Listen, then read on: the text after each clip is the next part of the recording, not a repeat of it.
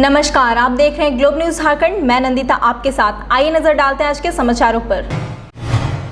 राज्य के स्वास्थ्य मंत्री बन्ना गुप्ता ने 2 मोबाइल वैक्सीनेशन वाहन को हरी झंडी देकर रवाना किया। मोबाइल वैक्सीनेशन वाहन के जरिए रांची के रिहायशी इलाकों में टीकाकरण होगा। वैक्सीनेशन के लिए कम से कम 20 लोग होने जरूरी है। 2 वैन के माध्यम से होगा मोबाइल वैक्सीनेशन। इसको लेकर जिला प्रशासन ने कंट्रोल रूम भी बनाया है, जिसमें 7546028221 पर कॉल कर सुविधा ली जा सकती है। वही बन्ना गुप्ता ने वैक्सीन बर्बाद के आंकड़े पर केंद्र सरकार पर लगाए आरोप पर कहा कि जहां भी भाजपा शासित राज्य नहीं है, वहां गलत आंकड़े दिखाकर लोगों को परेशान कर रही है। हमें जितना वैक्सीन मिल रहा है उसका समुचित उपयोग हो रहा है। इस देश की माओ ने, या हम कहें कि माँ भारती ने ही हमेशा वीरों को, सूफियों को, संतों को, महापुरुषों को, विद्वानों को, वैज्ञानिकों को जन्म दिया है और वो वैज्ञानिकों ने ये इजाद किया है। हम उसके प्रति भी राज्य सरकार की तरफ से बहुत आभार और धन्यवाद देते हैं। और ये एक, मैं समझता हूँ कि ये मील का पत्थर साबित होगा, क्योंकि हमारा झारखंड बहुत शहर में आबादी 25% और गांव में आबादी करीबन 76 से 75% लोग रहते हैं। और इस व्यवस्था के माध्यम से न सिर्फ हम अबव 45 बल्कि हम 18 से ऊपर के भी जो लोग हैं उनको भी लाभान्वित करने के लिए इसको हम एक बहुत तेज गति में, ये तो अभी एक पायलट प्रोजेक्ट के रूप में हम लोग इसको शुरुआत कर रहे हैं, लेकिन इसको और विस्तार से बृहद पैमाने पर, क्योंकि हमारा जितने जिले हैं उसमें जो ग्रामीण अंचल है वहाँ आएगा 1 करोड़ वैक्सीन का ऑर्डर हमने किया है। 50 लाख कोवैक्सीन, 50 लाख कोविडशील्ड, और हम एबव 18 का हमको कितना मिलता है, मुश्किल से मुश्किल हमको 4 लाख मिलता है। अब आप यही बताइए कि जब सरकार नहीं देगी, केंद्र सरकार, और हर चीज में राजनीति करने का काम करेगी, आपदा को अवसर और अवसर को उत्सव। अब उनसे पूछिए कि जो 2 साल का बच्चा मरा, उसकी माँ को हम कैसे कहें कि मेरी बहन जो तुम बच्चा को छोड़ के आई है घर में उत्सव मनाओ, क्या ये तर्क संगत होगा? तो ये कहीं ना कहीं केंद्र सरकार फेडरल गवर्नमेंट का जो हमारा सिस्टम है, मैकेनिज्म है, फेडरल गवर्नमेंट जो चलती है एक दूसरे के सहयोगी साथी के रूप में, ये सही है कि लोकतंत्र में वैचारिक मतांतर होना स्वस्थ लोकतंत्र की पहचान है, इसमें कोई इनकार नहीं है। लेकिन जहां राज्य हित होता है, जहां राष्ट्र हित होता है, जहां मानव हित होता है, उसमें दोनों सरकारें चाहे लाख एक दूसरे की विरोधी हो, लेकिन दोनों सरकारें मिलकर काम करती है। लेकिन केंद्र की जो सौतेला व्यवहार है और इस झारखंड के प्रति जो उनका रवैया है, मैं समझता हूं कि झारखंड की जनता एक एक चीज को देख रही है। मंत्री जी, आपदा मंत्री हैं आप, और ये जो तूफान आया था, कितना हानि हुआ इससे? देखिए, ये तूफान परमपिता परमेश्वर की असीम हम लोगों के ऊपर कृपा है, और परमात्मा भी जानता है कि हम हमारे मुख्यमंत्री के नेतृत्व में मजबूती से काम कर रहे हैं, और परमपिता परमेश्वर की कृपा है कि झारखंड में कोई बहुत बड़ी क्षति नहीं हुई, कोई बहुत बड़ी हानि नहीं हुई। हाँ, जो आंशिक प्रभाव पड़ा है, उस आंशिक प्रभाव में जो लोग भी इसके भुक्तभोगी हैं, राज्य सरकार उसके प्रति संवेदनशील है और सहानुभूति पूर्वक विचार।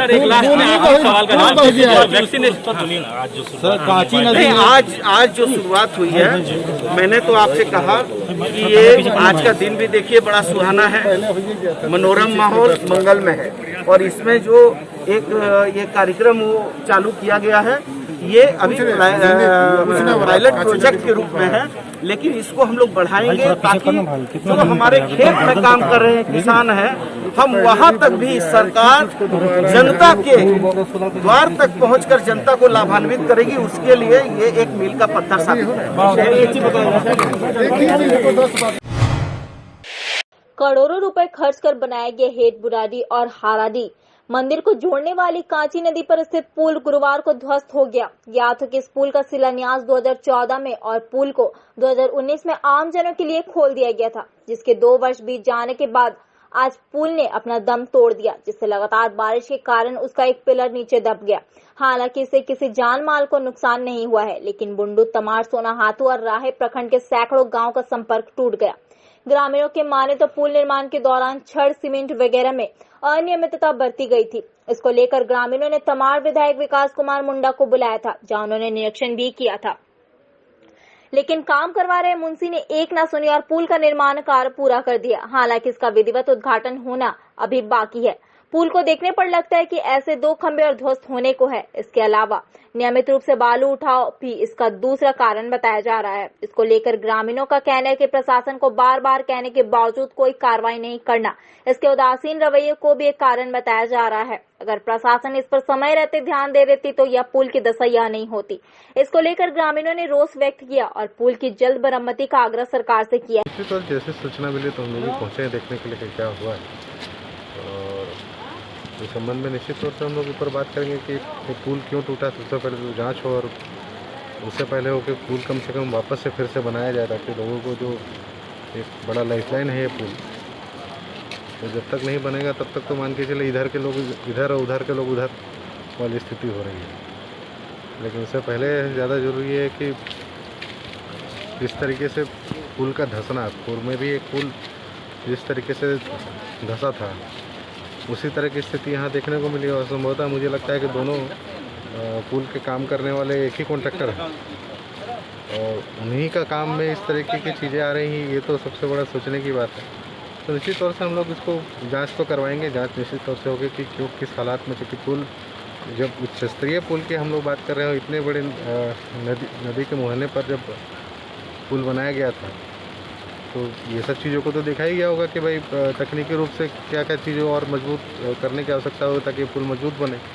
लेकिन कहीं ना कहीं लगता है कि उन सारे पहलुओं को ठीक से ध्यान नहीं दिया गया होगा, जिसके कारण ये नतीजा देखने को मिल रहा है हम लोग को। उच्च स्तरीय जाँच की मांग करेंगे? बिल्कुल बिल्कुल, इस तरह की चीज़ों में तो जाँच तो होनी चाहिए, क्योंकि सरकारी पैसे का बंदरबाट करने का अधिकार तो किसी को नहीं है, और जो लोग इस तरह के कार्य करेंगे उनको।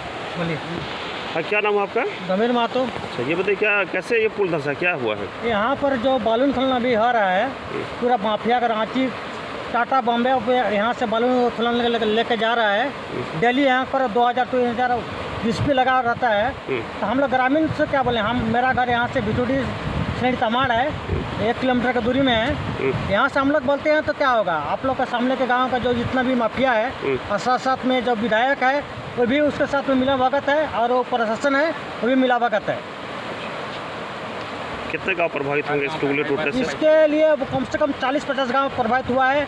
यहाँ से लेके इधर से हम लोग का चलता है ईचागढ़ तक लेके बुंडू, हम लोग का तो तमाड़ है, हम लोग बुंडू इधर से जाते हैं, जहाँ अनुमंडल है, हम लोग डायरेक्ट सफ़र यहीं से करते हैं।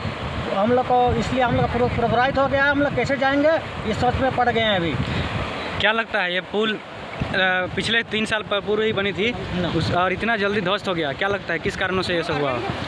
ये 3 साल से पहले हुआ था जी, ये 5 साल लगभग 5-6 साल बना हुआ, 5 साल हो गया है। हाँ, 3 साल नहीं 5 साल हो गया है। यहाँ से जितना भी कार्य जब भी टूटा है ये बालू खनन से टूटा है, बालू खनन से बहुत गड्ढा हो गया यहाँ पर। दिल्ली इतना जिसपी लगता है, आप लोग देखिएगा सकिएगा यहाँ से आके तो ट्रैक्टर और जिसपी यहाँ से लेकर भरा 50 का जिसपी रहता है, 200 ट्रैक्टर रहता है यहाँ पर दिल्ली।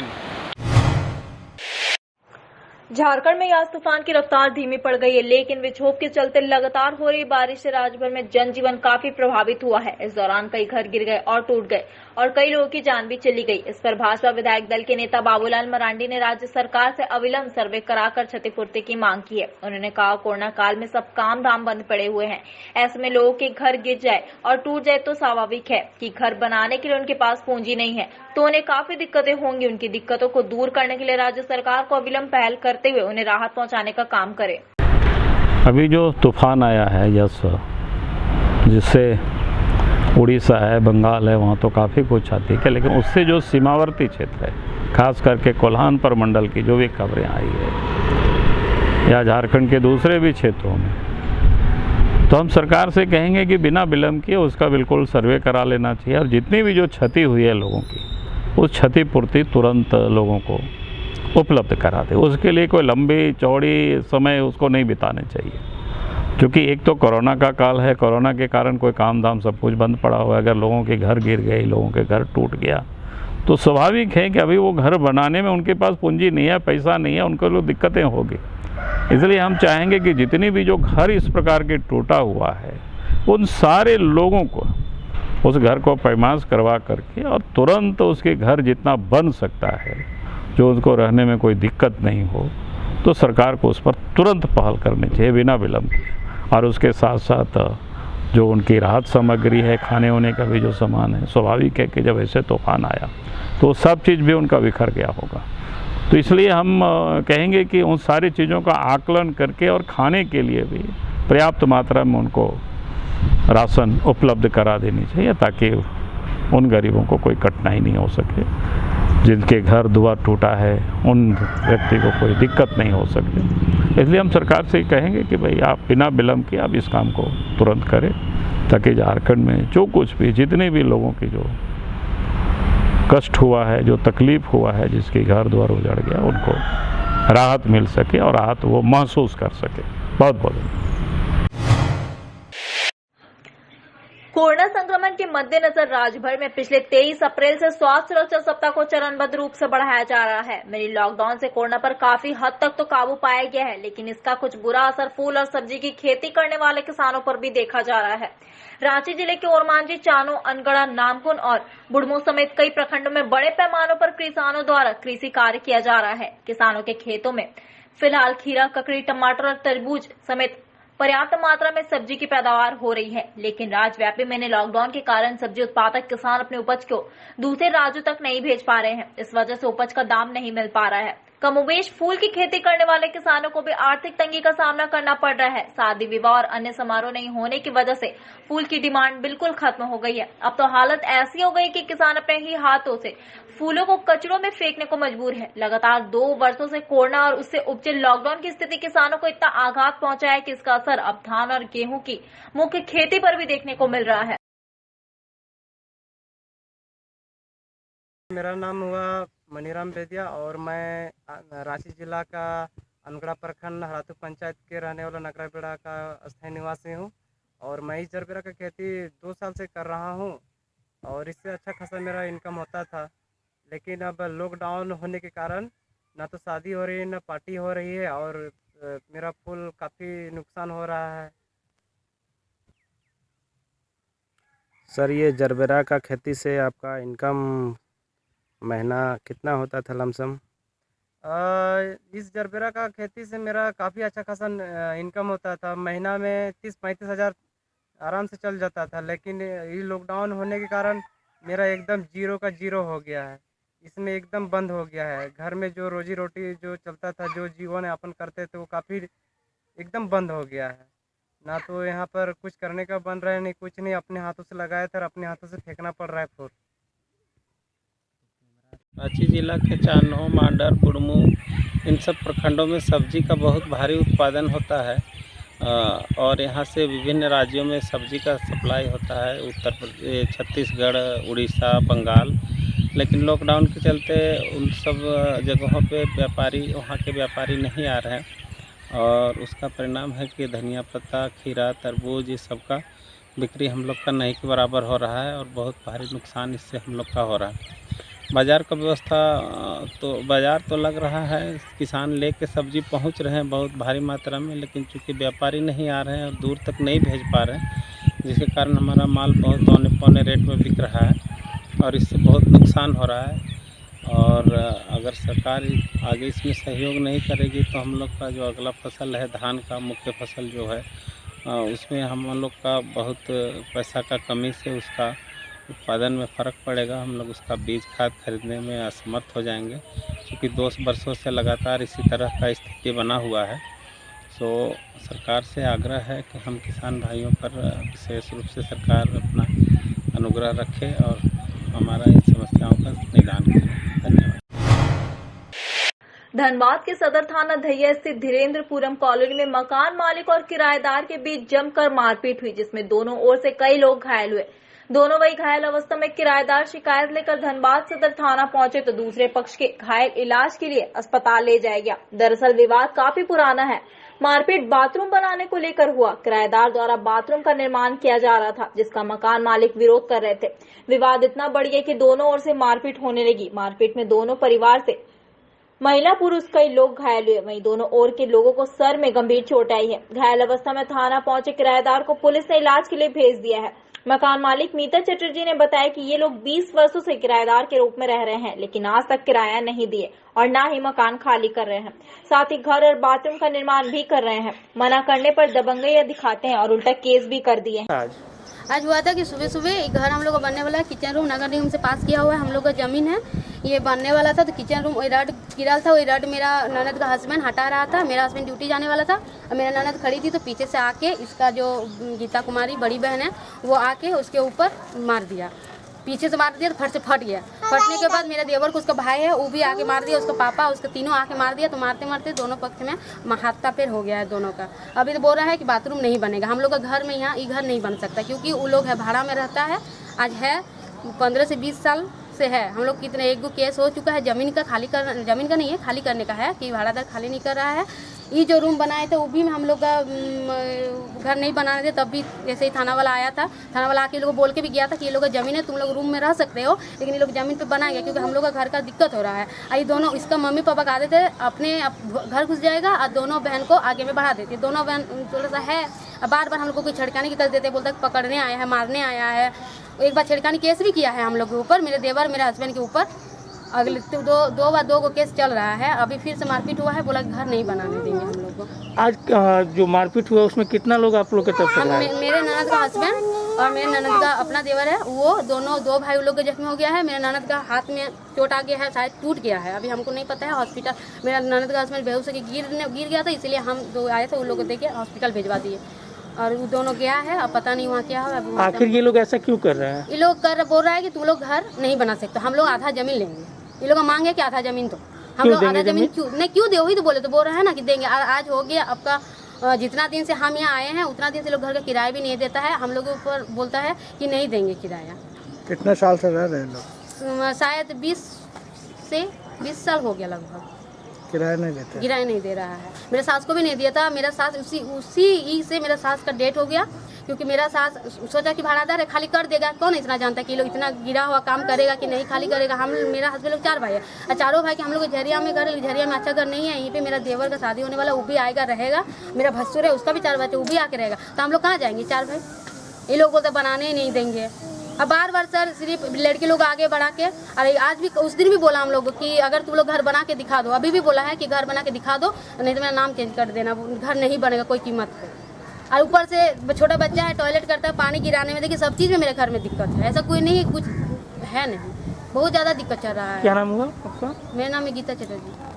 कि हम लोग बाथरूम तोड़ने जा रहे हैं, ठीक है, तो हम लोग बोले कोर्ट में केस चल रहा है, जब कोर्ट का तुम्हारा आदेश है तो तुम तोड़ सकता है, हमको कोई आपत्ति नहीं है, ठीक है। तो एगो नहाने का थोड़ा सा घेरा हुआ, ठीक है, बेटी लोग नहाती है, उसको तोड़ा था तो गई माना करने के लिए, ठीक है। तो जब माना करने गई, बताओ बेटा बता दो। जी बताइए। तो माना करने गई, हम लोग थे घर में, बस इस पर जुड़ा गया दोनों हस्बैंड वाइफ। तो चिल्लाने लगे तो फिर हम लोग निकले तो वो लोग 6-7 को था, पूरा डंडा ले लेके टूट गया सब, हम समझ गए, ठीक है। हम लोग अकेला आदमी थे। मकान मालिक? हाँ, मकान मालिक था वो। कितने सालों से आप लोग रह रहे हैं वहाँ? करीब 31 साल हो गया सर। अब मेरा केस चला है कोर्ट में, एगो जमीन का भी केस चल रहा है और एगो मारपीट का भी केस चल रहा है इसके साथ। सूर्य विहार कॉलोनी में रहता है? नहीं, सूर्य विहार नहीं, चंद्र विहार, ये सूर्य विहार करें रानी बांध भैया धीरेन्द्रपुर गली नंबर 2 में। आप क्या करते हैं? हम ड्राइविंग करते हैं। आप लोग के द्वारा भी मारपीट किया गया है, सर फटने का सूचना मिल रहा है। किसको? मकान मालिक को। हाँ, एगो के सर फूटा है, तो लोग जब किया तो हमको भी तो उठना पड़ेगा ही। क्या नाम है आपका? रामू पंडित। तभी अब थाना में आया केस करना है? जी। आवश्यक सेवा से जुड़ी सामग्री की दुकानों की तर्ज पर समान अवधि में अन्य सभी दुकानों को खोलने की अनुमति दिए जाने की मांग को लेकर हीरापुर के व्यवसायियों ने झारखंड के मुख्यमंत्री हेमंत सोरेन को पत्र लिखा है। व्यवसायियों ने पत्र के माध्यम से कहा कि स्वास्थ्य सुरक्षा सप्ताह की अवधि लंबी खींचे जाने से तमाम दुकानदार कपड़ा, जूता, चप्पल, बर्तन, श्रृंगार, इलेक्ट्रिक सभी प्रकार के दुकानदार आज भूखमरी के कगार पर आ गए हैं। आवश्यक सामग्री की दुकान जिस प्रकार एक निश्चित समय अवधि तक चल रही है, शेष दुकानों को भी खोलने की अनुमति मिले जिससे कि जीवन सामान्य भांति चल सके। आगे बताया, ज्यादातर दुकानें किराए पर है। किराए के अलावा बिजली बिल तथा दुकानों से जुड़े कर्मियों का वेतन देना मुश्किल पड़ रहा है। दुकानें पूर्व की भांति चलेगी तभी व्यवसायियों के आर्थिक संकट का समाधान मुमकिन है। सभी व्यवसायी कोविड-19 के गाइडलाइन का पूर्णतः पालन करेंगे। आप लोग क्या मांग क्या कर रहे हैं? हम दुकानदार हैं, हीरापुर जैसे हाट खुले हुए हैं, सब्जी मंडी खुली हुई है, 4 जगह हम लोग सभी दुकानदार हैं। हम लोग सभी दुकानदार मुख्यमंत्री से निवेदन है कि हम लोग को सब राज्य में 4 घंटा 5 घंटा का समय दिया जा रहा है। सब दुकानें खुल रही है, उसका रोजी रोटी पर दिक्कत हो रही है। इसलिए मुख्यमंत्री से रिक्वेस्ट है कि हम लोग को 4 घंटा 2 घंटा का भी समय दिया जाए, सब राज्य का समय हम लोग को भी दिया जाए, क्योंकि हम लोग का भी आर्थिक स्थिति बहुत खराब हो गई है। सभी दुकानदार रोड पे आ गए हैं और रोड पे आने के कारण है कि जितने कर्मचारी हैं उनकी तो और बेहतर स्थिति खराब होती है, हमारी हालत पोजीशन में आ गई है। इसलिए मेरा रिक्वेस्ट है दुकानदार के नाते कि मुख्यमंत्री जी को सोचना है कि हम लोग को प्रति थोड़ा सा ध्यान दें और 4 घंटा 5 घंटा खोलने का हम लोग को अनुमति दिया जाए। इसलिए मैं उनसे विनती करता हूँ सभी दुकानदार मिलकर कि हम लोग प्रति सोचें, बोलें कि हाँ कम से कम हम लोग का 4 घंटा का सहूलत दिया जाए। हम लोग का बहुत दिक्कत हो रहा है। जीवन और जीविका तो चलना जरूरी है ही, ठीक है, ये बीमारी है, पूरा देश परेशान है, सब परेशान है, लेकिन इंसान अगर भूखे मर जाए तो वो तो अच्छा बात नहीं है। इसलिए हम लोग सभी मार्केट के सदस्य जो भी दुकानदार मेंबर हैं, हम लोग माननीय मुख्यमंत्री जी से निवेदन करते हैं कि हम लोग को समय दिया जाए कि हम लोग दुकान को 4 घंटा 5 घंटा ही खोलने का मौका दिया जाए। ये हम नहीं बोल रहे हैं कि हमको 12 घंटा का समय चाहिए, हमको 10 घंटा का समय चाहिए, ऐसी कोई बात नहीं। हम लोग भी दुकानदार भाई हैं, कोई छोटा है, कोई बड़ा है, कोई मीडियम ग्रेड का है, हर कोई अपना स्तर से तैयारी करके रखा था। इतनी बड़ी लगन गुजरा, इतना बड़ा सीज़न गुजरा, मुस्लिम का ईद पर त्यौहार गुजरा, सबका तैयारी था। सब आदमी जो अपने स्तर से तैयारी किया, मार्केट से माल हम लोग लेकर आए, मार्केट का माल तो हम लोग का दुकान में पड़ा हुआ रह गया, माल तो बिका नहीं। आखिर ऊपर मंडी खुलेगी, हमें पेमेंट करना है, पेमेंट तो रुकेगा नहीं, पेमेंट तो देना होगा, तो पेमेंट तो हम लोग चोरी करके देंगे नहीं, माल बिकेगा तभी दे पाएंगे। तो हर दुकानदार कर्ज में आ जाएगा, तो उससे और ज़्यादा लाचारी आ जाएगी। दुकान का वर्कर है, उसको भी पेमेंट देना है, किसी के पास 2 वर्कर है, किसी के पास 1 है, किसी के पास 10 भी है, तो वो वर्कर को पेमेंट कहाँ से देता है। पिछले साल भी ऐसे नुकसान हुआ, इस साल भी नुकसान हो रहा है। ठीक है, देश तकलीफ में है, हम लोग हर चीज़ को मानते हैं, हम लोग भी परहेज पूरा कर रहे हैं।